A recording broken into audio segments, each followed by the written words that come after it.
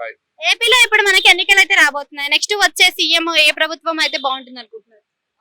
నేనైతే చంద్రబాబు ప్రభుత్వం TDP better.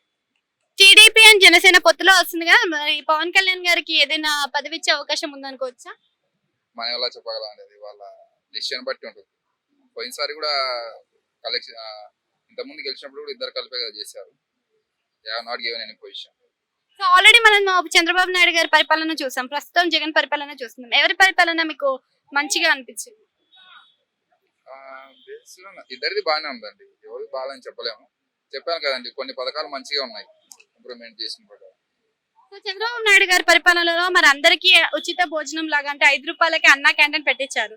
So ప్రస్తుతం అవి క్యాంటీన్లు అనేవి కనిపించట్లేదు. మరి దాని గురించి ఏమనుకుంటున్నారు? అదే జగన్ వచ్చాక తీసేశారు కదండి, అది బాగాలేదు నేను ఫీల్ అవుతున్నా. ఎందుకంటే చాలా మంది తినలేని పరిస్థితుల్లో ఉంటారు, వాళ్ళు ఫుడ్ పెట్టడం బెటరే కదా. అది తీసేయడం కొంచెం మంచిగా అనిపించలేదు. విద్యారంగం ఏ విధంగా ఉంది అనుకోవచ్చు ఏపీలో? డెవలప్ అయిందండి విద్యారంగం, చూస్తున్నాం కదా డెవలప్. సో పీజీ స్టూడెంట్స్ కి రియంబర్స్మెంట్ అవుతుందని అనుకుంటున్నారా? రాదండి, ఎందుకంటే నేను కూడా ఎంబీఏ చేశాను. సో నేడు నాడు కింద విద్యార్థులకు, డిగ్రీ విద్యార్థులకు కూడా డబ్బులు అందిస్తాను అని చెప్పి జగన్ గారు హామీలు ఇచ్చారు. మరి అందిస్తున్నారా? ఇస్తున్నారు కదండి, కొంతమందికి వస్తున్నాయి. ఎందుకంటే బేస్డ్ ఆన్ గవర్నమెంట్ స్కూల్లో గవర్నమెంట్ కాలేజీలు చదివిన వాళ్ళకే ఇస్తున్నారు, కానీ ప్రైవేట్ సెక్టర్ నుంచి వచ్చిన వాళ్ళకి ఎవరు తీయట్లేదు. నేను అది కొంచెం రాంగ్ అనిపిస్తుంది. ఎందుకంటే అందరికీ కొందరు ప్రైవేట్ స్కూల్లో ఉండొచ్చు, అందరూ ఉండే వాళ్ళని ఎలా చెప్పగలం.